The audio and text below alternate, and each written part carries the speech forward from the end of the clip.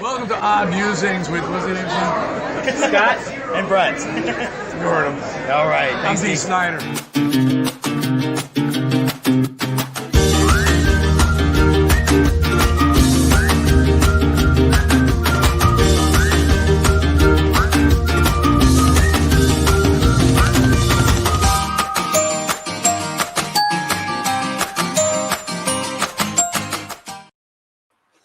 Hey, welcome to another Odd Musings. We're your hosts. I'm Brett. And I'm Scott. Yay. We're at episode 166. Going to be talking about some Umbrella Academy, a little bit of new Transformers, Siege. It's on Netflix, and whatever else comes to mind today. So, Yeah, that's right. And we will have spoilers, but we'll let you know when we get to those parts. yes. How was your week, Scott? It's been good. It's been a good week, very productive. I'll give a quick update to people so they know, especially for those who supported our Bardstone projects, Crimson Shadows. So we have the final approval occurred with the proofs. I mentioned that last week, and that's in progress. And once I get those, I'll be able to ship out the rewards and fulfill those. So I'm excited about that. But also I've been really working hard on issue 2. Issue 2 is fully written, as well as 3 and half of issue 4. So that's all done. And then, hey, Tina's popping in. Hi. Those are all written. Layouts, I'm now done through page 13 of issue 2, and Travis is working on pencils for pages 1 through 3 right now. So Fantastic. Yeah, so we are moving along. My goal is really, once you guys get your rewards in hand, I'm hoping to be able to announce another Kickstarter in maybe about a month after. So that's my hope. So we'll see. But cool. Keep that train rolling, right? Yeah, and speaking of Kickstarters, I had a friend message me last night that she got her Poe from Kevin. So she's got her. So he's been mailing out all the rewards from our first Bardstone Kickstarter, which was Kevin's Poe Macabre. And that, so good morning, Connie, the Comic-Con mom. Yeah, so a lot of cool stuff going on with the starters, and looking forward to Crimson Shadows. I already told Scott I'd that one too.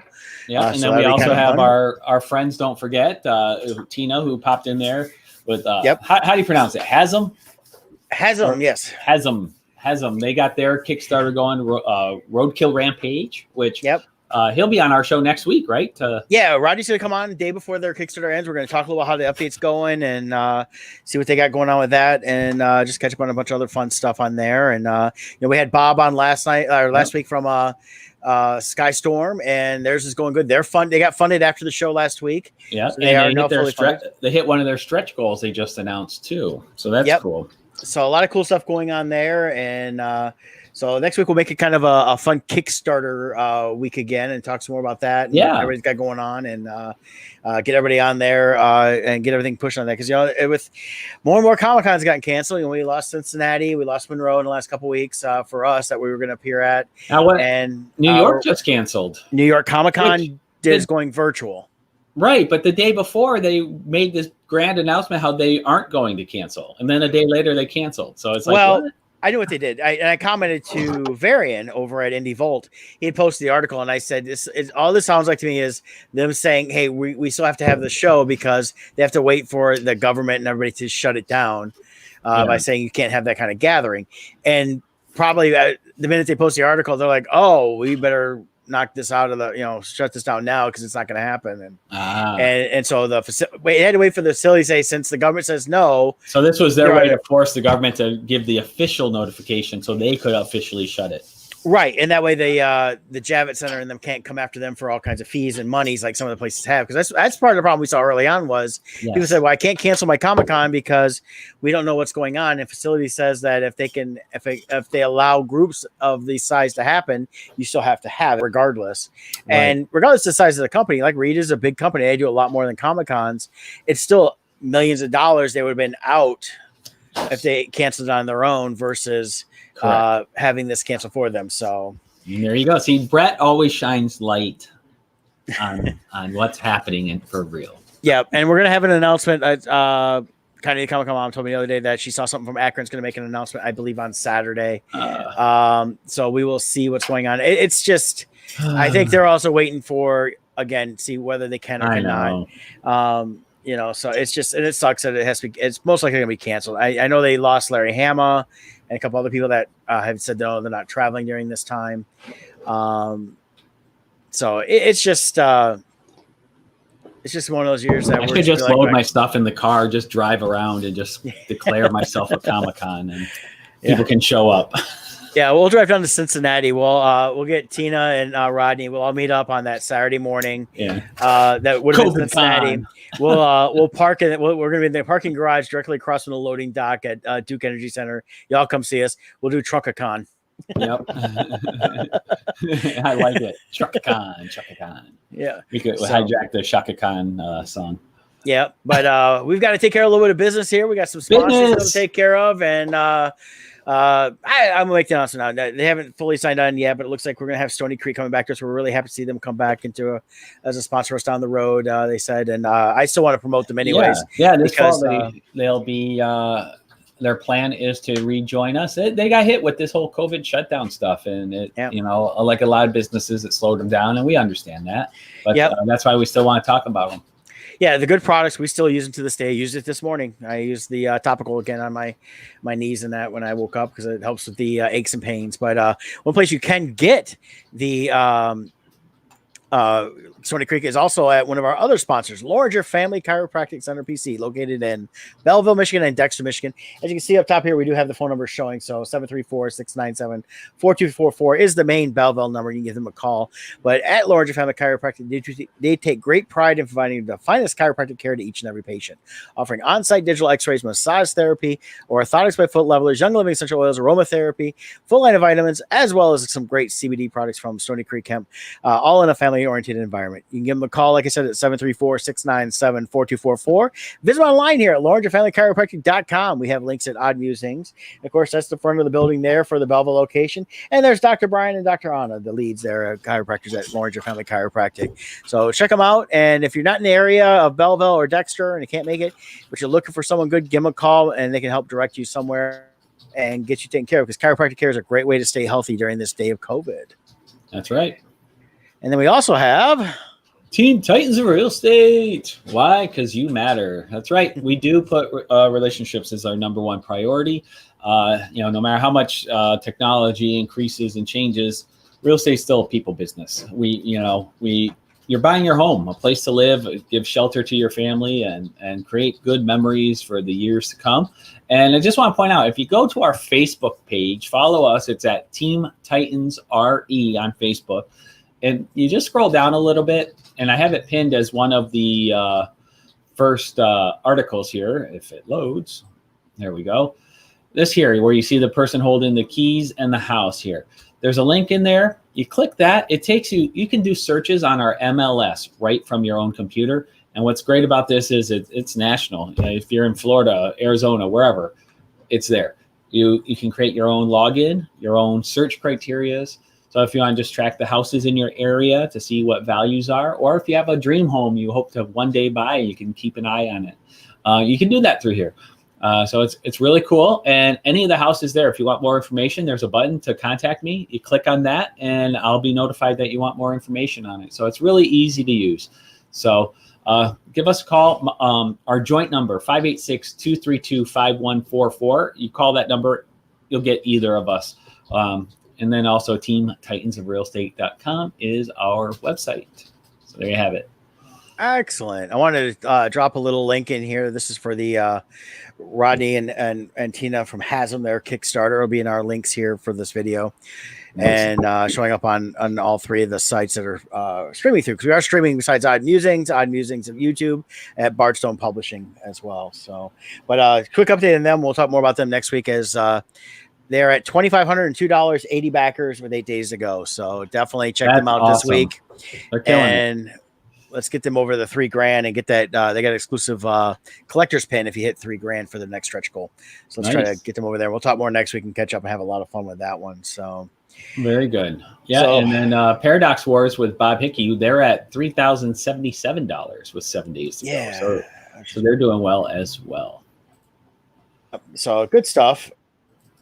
Definitely, I back both, not because they were on the show, because they did not sponsor the show. I back both because they're good projects, and they're both good independent creators like us. And I like to support all the people I know, especially. It's like I just got in the mail last week another Kickstarter reward from my buddy Adam Talley. He was the artist on my Expendables comic, so I got that last week. I will not share that on air because unfortunately his is very mature content, probably like 3x. So, and I don't get it because of the content. I get it because it's my buddy, and I want to support him on that stuff. Yeah, but I'm looking forward. He's got a new one. I'm gonna have to talk to him, see if we can try to get him on. I know his work schedule is weird, so when he gets ready to do his Pleasant Life book again. That's not an all ages book, but it's more like in the rated R range. We'll try to get him on and maybe talk about that and help promote that too. But yeah, 47 backers for Bob last week. They jumped up a few $100s since we had him on. So definitely glad to see that's going well for them. So definitely we'll do another follow up with them because they've also got 7 days to go. So they're going to be ending next Wednesday. And then I'm going to drop a link in our comments here for them as well. And then Haslam will be ending on Thursday. So back-to-back cool Kickstarters help support. And it's an interesting time with Kickstarter and everything going on because it overall Kickstarter has been a real blessing for independent creators. But on a larger scale, we got the stories coming out about DC and the troubles they're having. The large companies are struggling, but us independent ones we're doing well. Yeah, that was a big announcement this week, and it's not just it's in the comics mainly, but it's like across the board. Warner Brothers has really just knocked a lot of stuff down, and part of it has to do with the fact that nothing's in theaters, so they're losing a lot of revenue that way. Plus, nothing can be. They're not producing much right now. It's starting to slowly get back. I've seen some posts from some of the actresses I follow. Jewel from Firefly, she's back working there in Canada, so Canada is working. And they've allowed some movies in England. I know they're supposed to be working back on Batman and the new Mission Impossible, and they're allowing them to start right away without going through the quarantine time.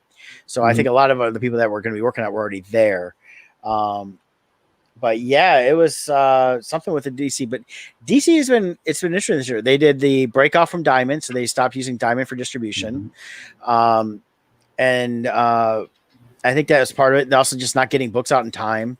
But it's also the fact that people aren't going to the comic shop. I actually went to the comic shop for the first time yesterday, but meaning to go, I just kept forgetting to go. And after working so much, you're tired, you just don't feel like stopping off somewhere. But so I picked up a few months worth of books, but I really didn't have that much in there because not a lot's come out. Yeah. So, but I think they're also, and it's been rumored this way for a long time, that they're concentrating more on film and TV and getting away from the comics themselves, which I think is a huge mistake on that. I definitely recommend following Indie Vault and with Randy and Varian, because I know they'll be hitting on that topic in the next couple of weeks here. Well, and their parent company is Warner Brothers, so of course Warner Brothers is going to, I don't think Warner Brothers has really truly respected the comic book fan base. Anyways, no. I think they always felt they could be smarter and better and make better product without the fans. So well, I think you see that in how their movies have done and how they have they've gone down for the amount of revenue because they're not taking it seriously. They're allowing people to come in and say, just do whatever you want. Nobody cares. And that's they'll where see it anyways. Yeah. And that gets proven that the fans won't. There's diehards that will, but the average casual fan is the one that you really want because there's more of them and they're not pulling them in. But speaking of DC, I just finished up last night. They had the season finale for Stargirl. Oh yeah, and I enjoyed it. That. Yeah, it's not the best writing. I'm going to give you that. But Jeff Johnson's telling a really good story. I like the way they're going about it because I never felt like they were pandering. I felt like, okay, it was a Starman and it became Stargirl. It's different people in that. And they dealt with that story within that. I don't want to say too much. I don't want to get too many spoilers, but you can watch the entire series for free on the CW app. So if you have Roku, you can download the app there, or you can watch it on your tablet or computer. So definitely check it out. And this is completely separate from the Arrowverse. This is its own thing.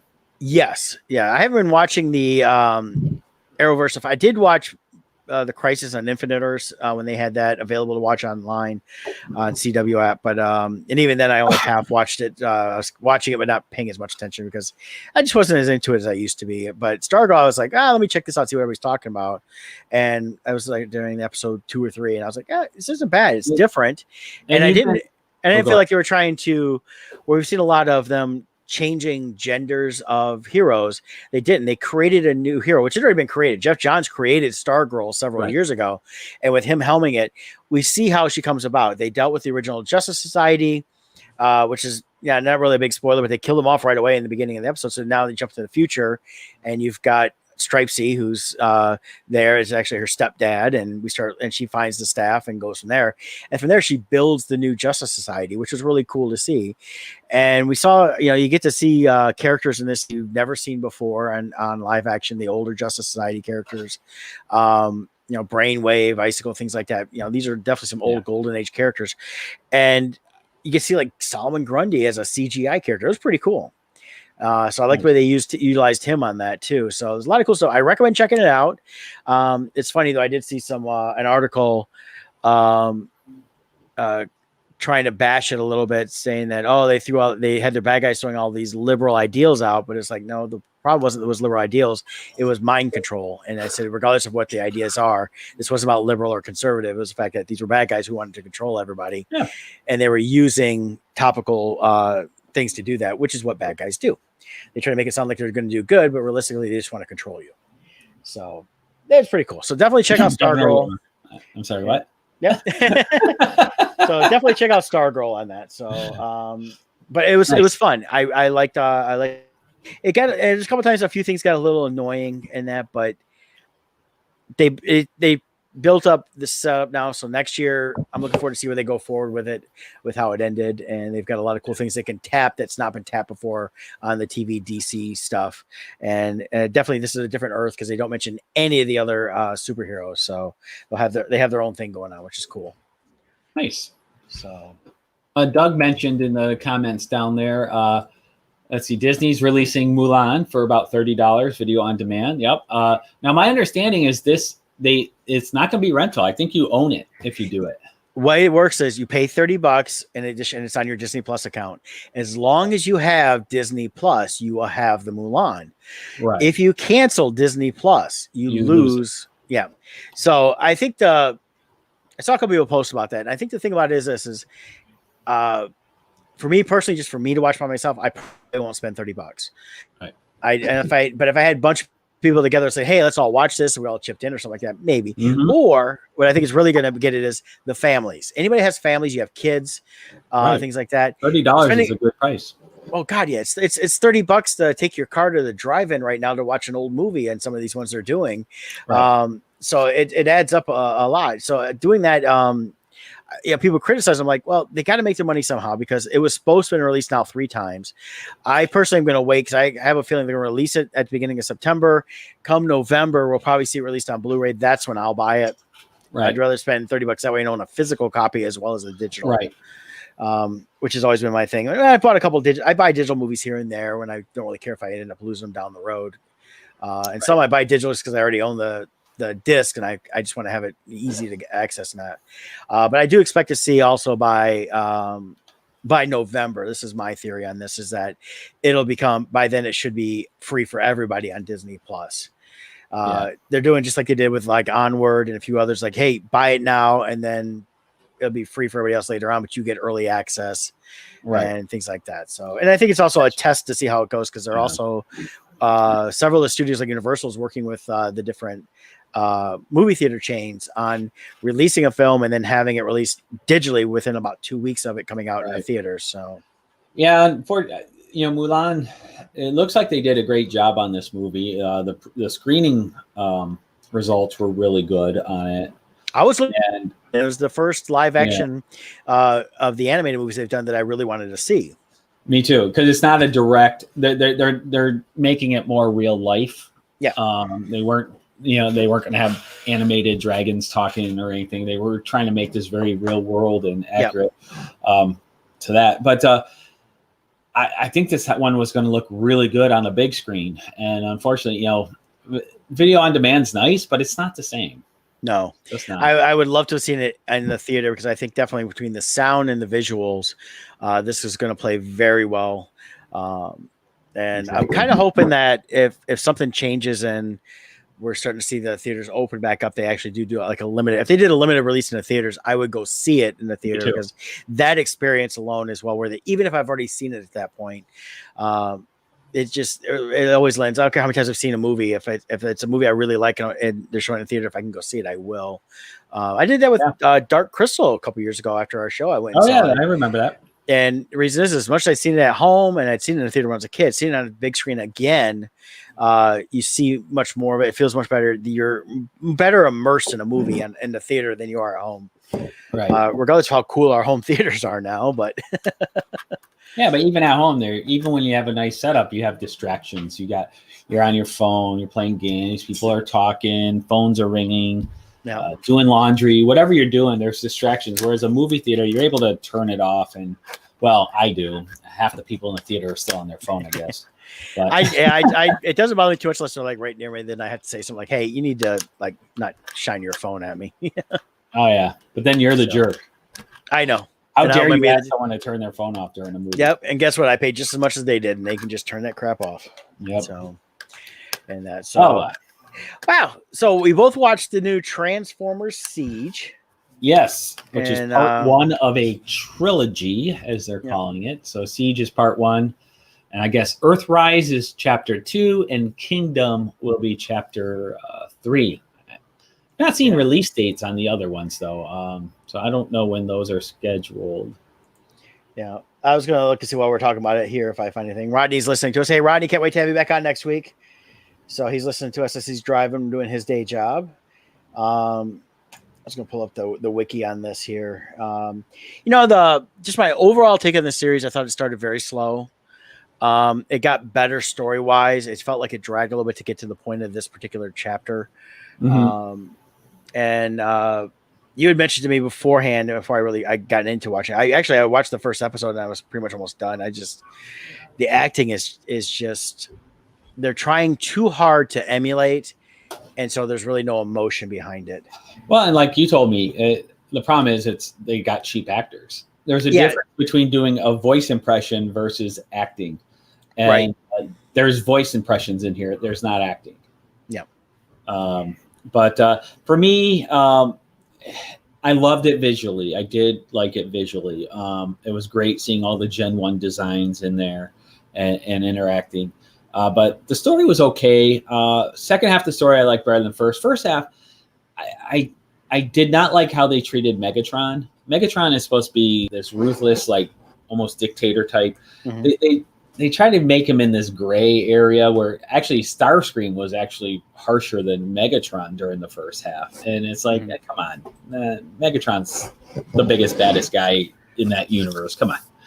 Yeah.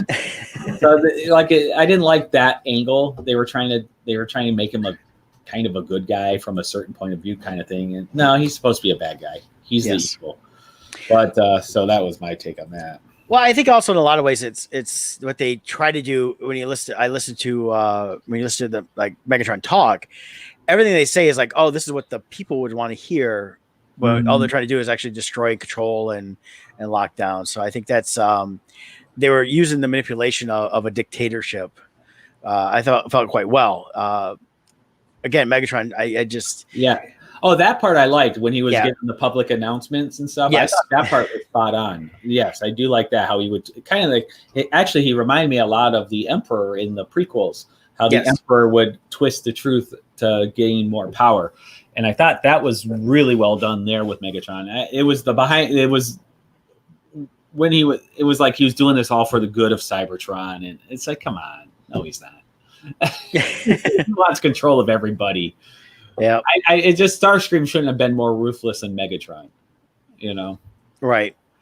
In my mind, yeah, and that's the Starscream they had.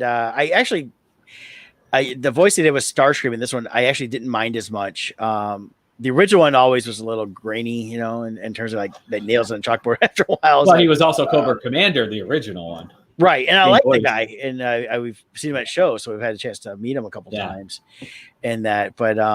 It was I don't know. It's kind of weird on that. So, But as far as the story goes, I liked where they went with it. Some notable exceptions. I wish people I would have wanted to see it. Like, we didn't have the Constructicons. That would have been awesome to get the Constructicons. and when did they show up in the original series, though? They showed. That's up, what I'm later trying on. to remember. Like, how accurate are they trying to make this into the original series? Because, like, we didn't see Jazz. I always loved Jazz. He was one of my favorites. So I would have loved to see him, but I think they would have ruined the voice. So I guess I'm glad they didn't have him from that point of view. But the storyline with Ultra Magnus, I was a little torn on, because like that too, like, I don't know. I guess we still have 2 other parts where things can occur though. So we'll see. Okay. Yeah, I was pulling up. We're talking about the voice actors, and I found the article I saw. Actually, they did talk. I forgot they talked to Gary Schuck, who I've seen at shows. He did the voice of Optimus Primal in the Beast Wars series, as well as Optimus Prime in the Unicorn trilogy. And then he talked about that it sounded like he was trying to sound like a tough guy. And he said the result, they all have the same pace and delivery. Basically, that's what it was. They were very flat, no inflection. Even the Prime giving his speeches, I think part was the writing. The writing was just a little off on some of his dialogue, but it was also the fact that he didn't sound like a leader. He just sounded like he was regurgitating. Well, yeah, I think all the characters sounded that way. They all sounded, to me, they sounded like people reading a script off of a paper. Like they weren't acting; they were just reading the script. That's what it sounded like to me.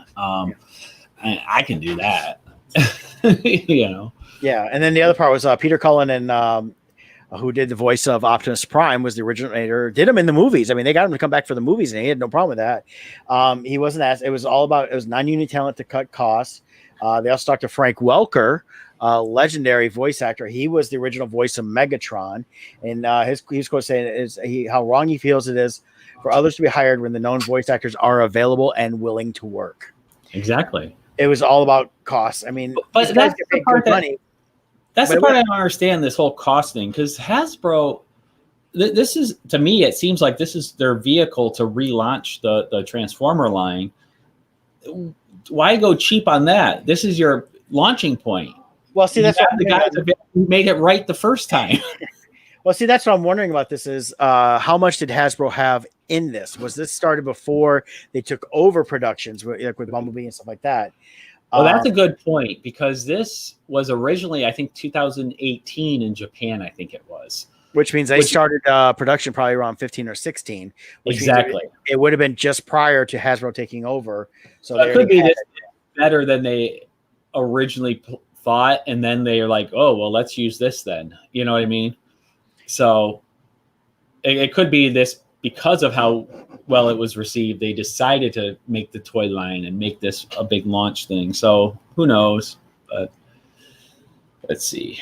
Yeah, that's the hard part of that. But yeah, it's an interesting take on the whole war of Cybertron. We see some aspects we haven't seen before, other than the new Bumblebee movie that had a really good opening sequence when they were fighting on Cybertron. And I'll be honest with you, I thought that the animation of this it was kind of nice to see the G1 designs, but they made it so cloudy and murky. It took away from a lot of that, and it was very dull on the colors. Yeah. And did you also notice you did not see Transformers, like transforming? You didn't see the actual transformations. It was done in a distance, and you heard the sound. You heard the sound, or it was off screen and you heard the sound, then they walked in. They did not put the time into at least giving us one, like in the animated movie, which is still the 1986 movie, I still think is the pinnacle of all Transformers productions. Yeah. Like a nice close-up shot of everything, all the parts, and doing like when Unicron transforms. How cool was that? Or Autobot City transforms. That's cool. They didn't show, at least give us one close-up shot, but they didn't even do that. Yeah. So no, it was done at a distance, and again, and everything that I see it would have been somewhat close into murkiness of it was like everything was. It felt like they were in like the heart of like a Seattle, but it was actually Blade Runner Seattle, where it's just constantly raining. Yes, well, which I'm sure they did to reduce, time and money of background shots, but Okay, Still. so looking at the company I did this, it's Rooster Teeth Studios. Rooster And they were the ones that, they were the ones that did the Red versus Blue series, which was using the Halo characters. Oh, okay. So while this is not actually, it doesn't look like it actually has anything to do with like, here we go. Netflix and Hasbro did team with Rooster Teeth Studios to produce War for Cybertron with Japan's Polygon Pictures, serving as the animation studio. I think it's had to have been prior to like Bumblebee and that, and they just kind of let it go for the cheap just to get something out there. Yeah. Kind of, and maybe they intended it for Japanese release originally and not for global.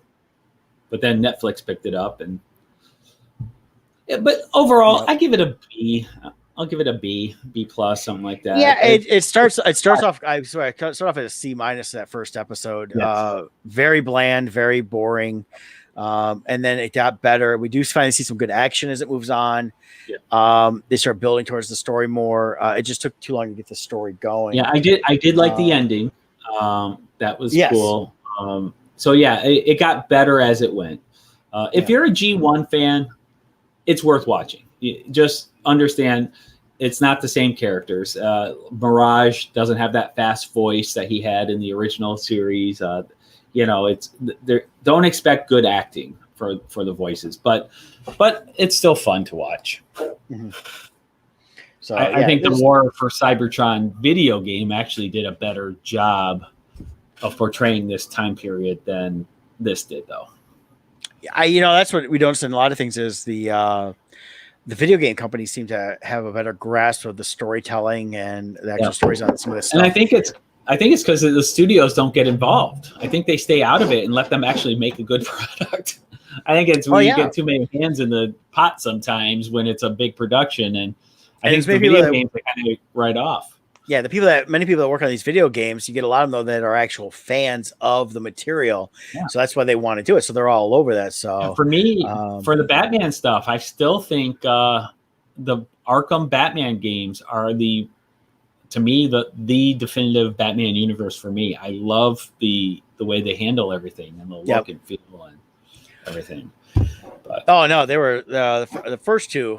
I think there's 3 total orders. They did a side thing with them or something. I hadn't really played, but the first 2 I played, the Arkham Asylum one, then the Arkham City, were both just fantastic games, great storytelling, things like that. See, to me, if I was like Bill Gates and I had unlimited money, I would start up a movie studio, but I would hire the game companies, all those people who do the theatrical parts. I would hire them, and I would make a superhero universe based upon that. Because here's the awesomeness of it. Having that style of animated characters, you don't have to worry about their actual age. Voice actors can act the same part for 50 years. So you could have a Batman character who never ages, and you could tell comic book stories for 50 years using the same voice. You know what I mean? Like, it's awesome. They look so great. And like the fighting in the theatrical scenes of the Batman games is phenomenal. You're not bound by realistic gravity and things, and I would love to see whole movies done that way. I would totally love it. Yeah, I've still not understood why they didn't try to go that route, and I understand they talk about cost, things like that. I'm like, they're doing it in video games where by the time it's done, if you watch just all the cutscenes, you got a full movie anyways. Yeah. So we've seen that in all the different Star Wars games and things like that have come out the last several years that utilize that between Batman and that too. So Battlefront 2 had an awesome story arc. If you you can go on YouTube and just watch it. You can watch it as a cut movie where people cut out all the gameplay parts, and it's a great story. That should have been episode 7 for Star Wars. It was a perfect it followed up what happened after Return of the Jedi perfectly. I keep seeing more and more of the rumors of Lucas wants to do a new trilogy. I'm thinking, they should let him do it. And the very first thing is you get Mark Hamill waking up as old Luke Skywalker. Man, what a horrible dream! and then he's right there, and he's got Ben Solo there, who's actually the new Jedi, and they go from there. Yep, there you go. And he's like, I thought you went bad. He goes, Uncle Luke, I would never go bad for you. I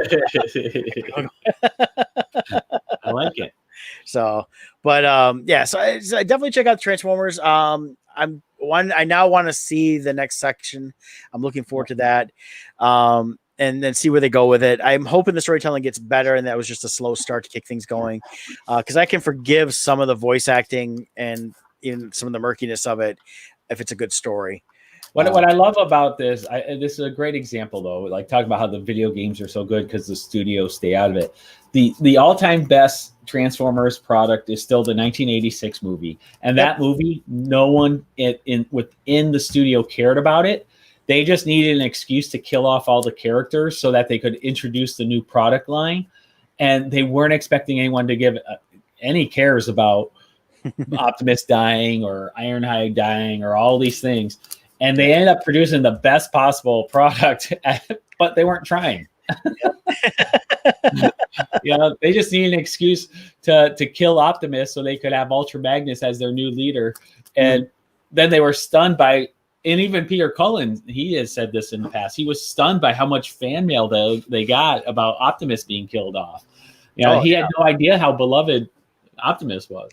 It really hurt the fan base back then because, of course, it was that was the first like Game of Thrones experience for our generation. That was everyone was. I was already in my teens and I still watched Transformers, and so it wasn't just a kids show. It had great storytelling, but then when they killed him off, it was like, oh man! And then new stuff came out. I was like, I don't like this. Where's Prime? Where's all these guys I liked? And it just felt like it was a letdown at that point.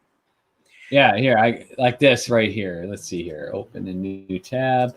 This is like the defining moment for me, like where I was like, holy crap. Let's see here. Share screen. I think this is it. Yep. Right here. That scene, I mean, Ironhide is executed point blank range. And I'm just remember being there going, what is going on here? What is this? Yeah. It's like, it was insane. You see Prawl executed on there. And oh my God, it was craziness. Everyone. Oh, yeah. It went vicious. And it was, we'd never seen anything like that in the series, but it was just like, man, done. I mean, it's like they basically transformed the entire Transformers to something new. And this was like brutal. Yeah. But it was so good at the same time. And, at the time, I think I was, 13, 86. So I would have been 13. And I would just remember sitting there going, what is going on? Holy cow. We all walked out there like traumatized. Oh yeah. I was almost 15 and it was when it came out and they were about 15. And so it was, that was something. It was, it kind of was it felt like the what they wanted it to be, which is a definite end to the first generation of Transformers. And problem was that it hurt the fans. If you look now, they're going back to generate G1 for everything because all the guys in our age that watched and gals and that watched it wanted that. A lot of people like some of the other stuff they've done, but that's the generation of Transformers they want to see more of and recreate. And that's where and Doug said he was mad as hell. I left very happy. I mean, I was sad. Optimus's death was spoiler alert if you didn't know. Optimus's death was tragic for me. I remember that. I was just like, you can't kill him, but they did. And I do remember too the Devastator scene was so awesome. I'm like, yes, this is what Devastator is, and he's just like crashing through everything and destroying and. Or even the soundtrack for that movie was awesome. Mm-hmm. The final battle between Optimus and Megatron, and you got the touches playing, and that was good. You had Weird Al with the Germans. Dare to Be Stupid. Dare to Be Stupid. Yep, that was great. Everything about that movie was awesome. Yeah, no, it was a great soundtrack, and I remember buying that on CD a couple years after the movie came out, and I was like, oh, I finally got a good quality of it because I had an audio tape, but of course, tapes you wear them out quick. They even swore in that movie. It was like, what? Yeah. Well, yeah, because again, they didn't care. And of course, the 80s, you can get away with a lot more swearing and still have a PG. They only had one or two, but it was still surprising because Spike. When he gets devoured by a Unicron, I was like, "Whoa! Can you do that in a cartoon? What?" Yeah, so kids are going, "I'm learning how to swear today. This is awesome." Right? So yeah, I agree though. The Transformers, the movie, 1986. I've watched it. I can't tell you how many times over the years. It's a great film to revisit. Everything they had right. They had the voice actors were the same voice actors. They didn't try to change any of that. The animation was spectacular. I mean, they really upped their game on that. And then just straight storytelling in that. And it was definitely a bummer when they killed off all our favorite characters. But then, again, it was done in such a way that when you were done, it's kind of like, okay, I'm bummed I'm missing, these guys, but now we've got something new. It's just they didn't really hit it out of the park after that. They launched toys, and then the cartoon on TV kind of went downhill. So Right. So, but yeah, so definitely check out the new Transformers Siege. It is filling in some gaps prior to the original Transformers series, taking a few liberties, I think, but it's still pretty cool. And I still like to see them do what they did with the beginning of Bumblebee. That's the way I'd like to see a full movie. Mm-hmm. And so we were also here we go. Yeah, here we go. The Laurentiis, yeah, Dino De Laurentiis. They threw a lot of money at that movie, so and they made their money back. I'm sure hand over. For the 86 film? Yep. Yeah, actually they ran out of money during it. You can actually see they were putting in huge production value into the animated frames, and you can tell which scenes were drawn after the budget was slashed and what scene, like the scenes that were really well done have beautiful shading and rendering all over the place and super detailed, and then certain scenes it's much less. So you can see when they were told we don't have as much money as we thought.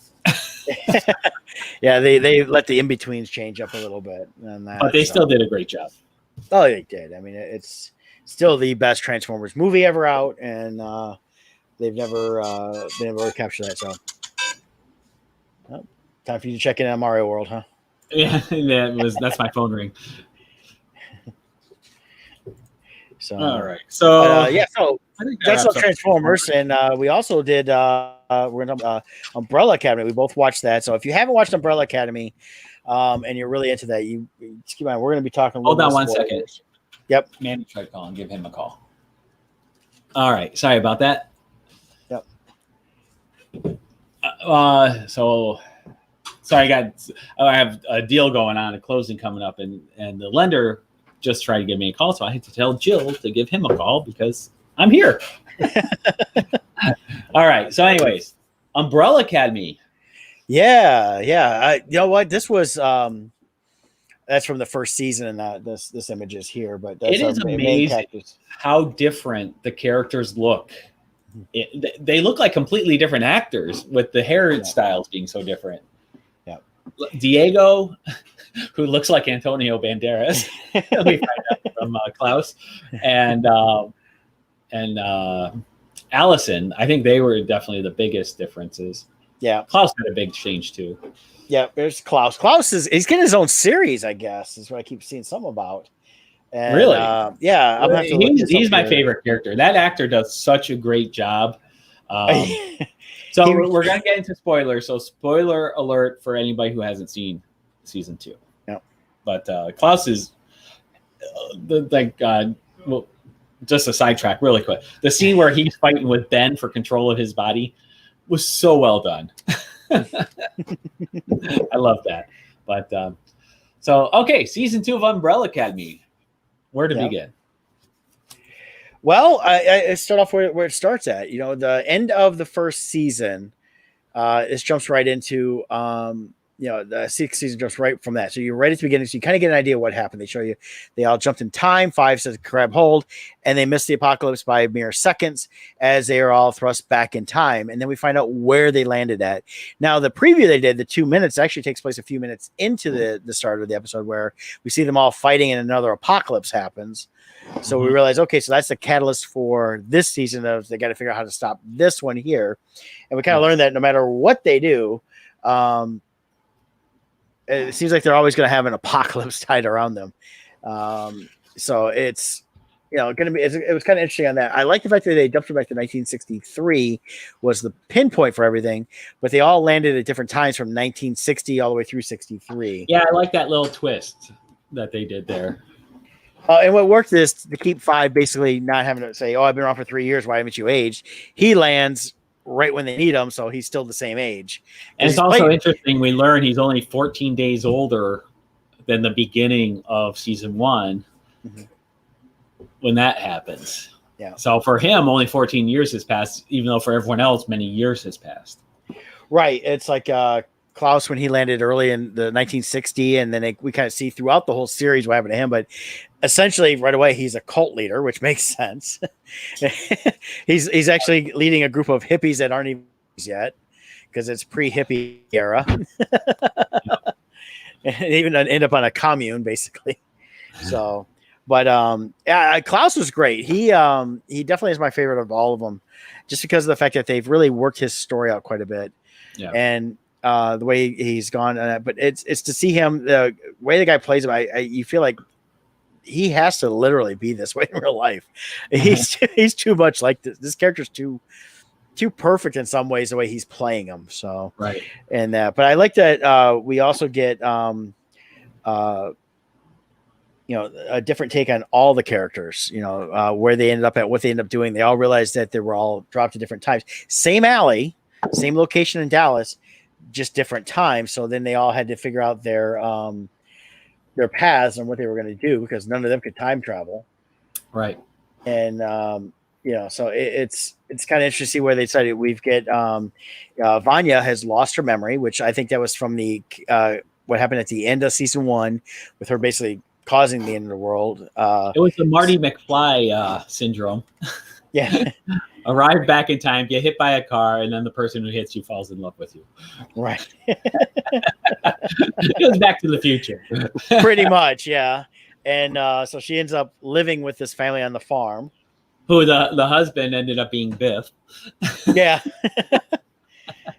Pretty much. And then she ended up sleeping with Marty's mom. So really what I liked about was each character, it was almost a slice of what their lives would have been had they had control of their own choices and they weren't tied to the Umbrella Academy. They each went past because they were all separated, and they all pursued what their happy life would be. Where they have to give that up to be the Umbrella Academy. Right, and that's what we definitely see with all of them as they were pursuing that life. I mean, Klaus he's just kind of going through stuff, but he was actually, and then he's dealing with the stuff from the first season when he got thrust back in time and was in the Vietnam War. So it was kind of interesting to see him deal with that and how he came out of stuff and brought that into his world, and realizing he could see the person that he liked over there, the guy he loved, and that, and he wanted to save him by having him not go. And that's also was I always enjoy these time travel type scenarios, because like you see, he's trying to save him, and he actually drove him to go instead. But even then, though, he ended up enrolling a week or two earlier, which means who knows, he gets into a different platoon and gets assigned to a different thing, because all the timeline, this still changes things by doing things earlier, changing when things happen. So who knows, he might have still saved them. We might find out next season. We don't know. Well, yeah, and that could still be an ongoing thing for the Klaus character on that. Right. But yes, so he's basically, it's funny, when he realizes that, it was seeing his character change a lot. And then you've also got Ben, who is funny because it's like, oh, did Ben come with you? Like, no, Ghost can't time travel. But he was there the whole time, of course. And I like the fact that we got to see more of him and more of the Ben character. They gave him a great story arc. Yeah, they've rushed him out. And we learned that he can actually inhabit Klaus. Klaus fights him all the time on that, but he can inhabit and take over and be, fully where he feels and sees and everything else. So that was great on that. And then I like the fact that Allison, she lost her voice, so she didn't have her powers during the final bit. She'd been sliced right here, but she ends up back, thrown back, and ends up, running away from because we're dealing with the southern racial tensions going on. Right. And when she's hiding in the right side of town, and then she ends up helping out, they basically kind of take her in, and then she meets with a guy who ends up becoming her husband, and he's also a leader of the civil rights movement in that area. In that, so, and it was interesting to see how her take is, and knowing that she has full knowledge of the future, how she was trying to work with him without actually giving away too much of the future in that. So now, one thing I found interesting, we're already at 10 before 11. Whoa. We go fast on this one. Yeah. So one thing I found interesting was the dad. I thought the way they would go is more traditional, where usually, okay, the dad was a real jerk, but you would find out like there was this larger picture and you start having empathy for the dad. Like, well, he did what he had to do, but I think he's a bigger jerk now that the show's, it's like, well, it was he really doesn't. He was part of that group that was kind of trying to manipulate politics, manipulate the world, right. Centering around the President Kennedy assassination. And then when he learns that, okay, hey, we're your kids. We time traveled back here. And no, you're not. You're not my kids. No, I would never do that. I would never read this part. And then we see, though, to me, the big reveal of what his jerky is the very finale. So should we get into that yet or wait? Yeah, we can jump right to that because we're running out of time here and we're already giving spoilers. But the thing was, when they finally deal with the everything they need to deal with, and they were able to time travel out to go back to the future of where they left, and they find out that they're actually after the apocalypse now, and it never happened. But when they go to the house, the Umbrella kind of house, it's Hargreaves stands up. He's alive. He should be dead, but he's still alive. He didn't kill himself. And he says, "I knew you would return." And he introduced the Sparrow Academy, which is the Umbrella Academy is no more. Yep. So, but what it shows is after meeting him, because he's harsh and he's like, "You guys are failures and you're no good." So he remembered all their names, and when he did his research for what babies to take, he made sure not to take them. Well, I don't know. We didn't really get a good look at the Sparrow Academy. They were kind of more in shadows. It might be, that's true. So it might still be them. Just the only one we really saw was it looked like Ben, and that was dead. Ben. Yeah, yep. He wasn't dead. He wasn't dead. So if the rest of them are them, but trained differently, he didn't do the same mistakes, then it'd be interesting to see how that happens, or if they are different kids.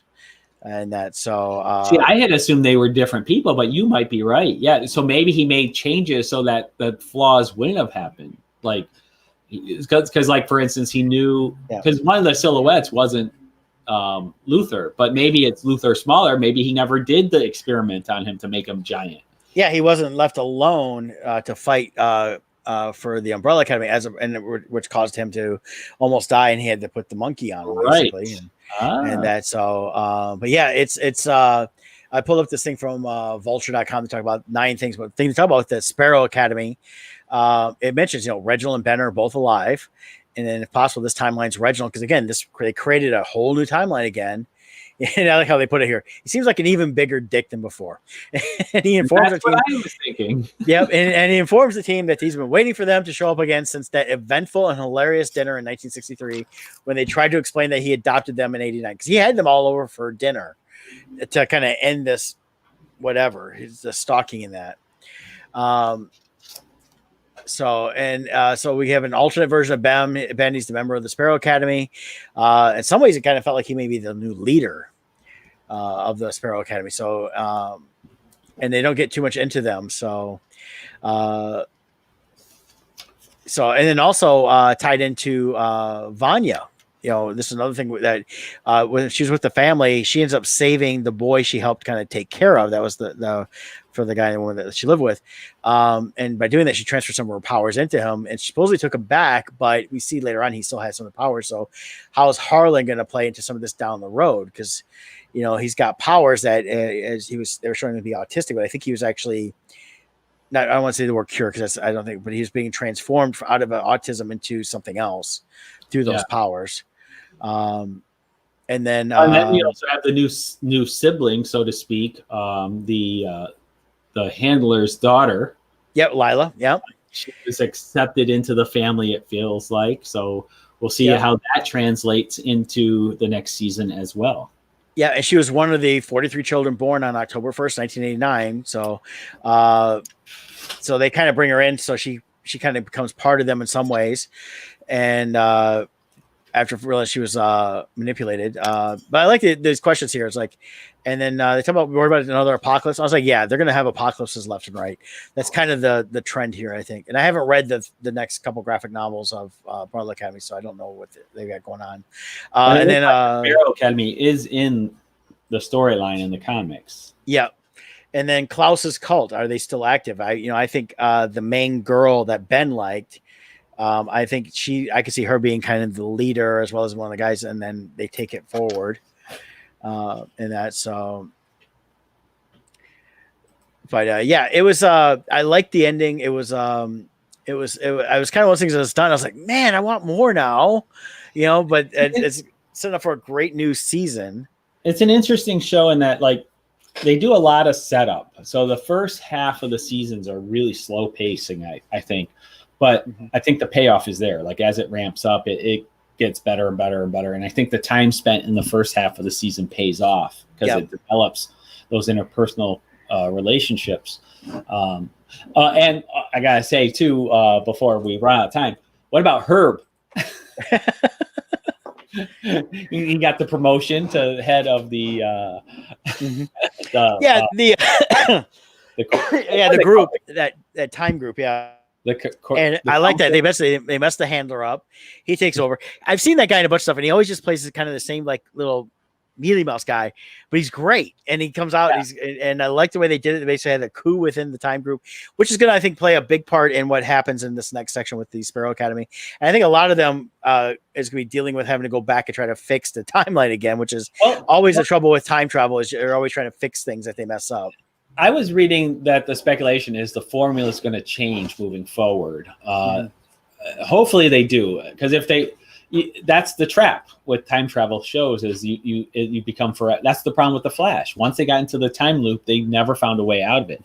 At some point, you just have to accept the new reality and move on. Otherwise, the story will stagnate itself. It's like, okay, the one thing I'm hoping is, but by season 3, it's like, how many times? This is just season 1 over and over again.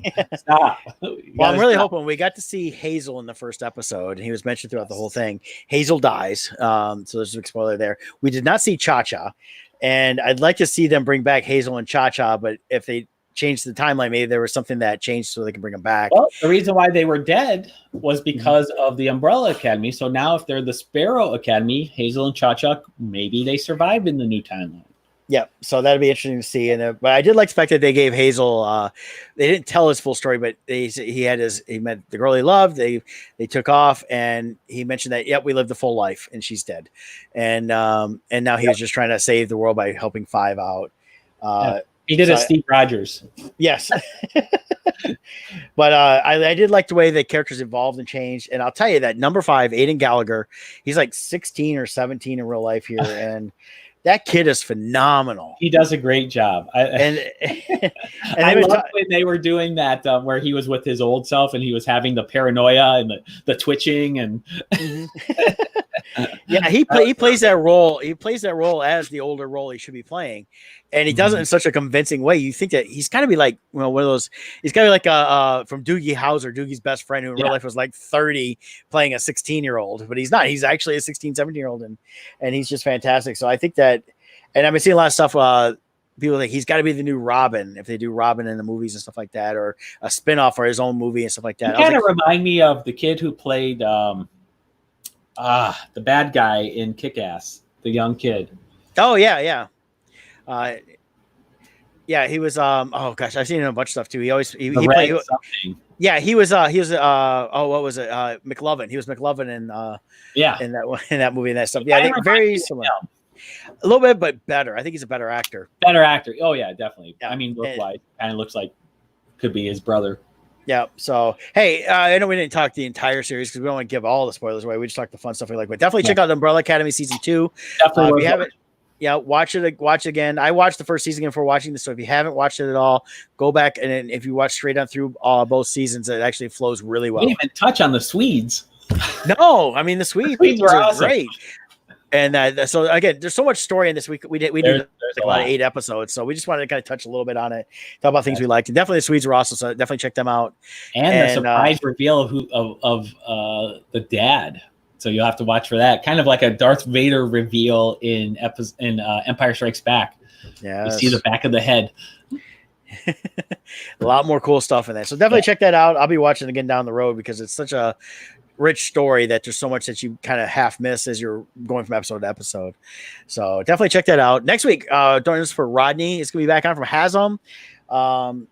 We'll cover their Kickstarter. We'll see where Paradox Warriors is ending up, because they're ending about the same time, and we'll touch on just the Kickstarters in general. We're gonna have a lot of fun with Rodney again. So Rodney, we look forward to you.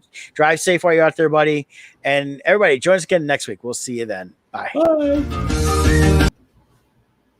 Oop, awesome.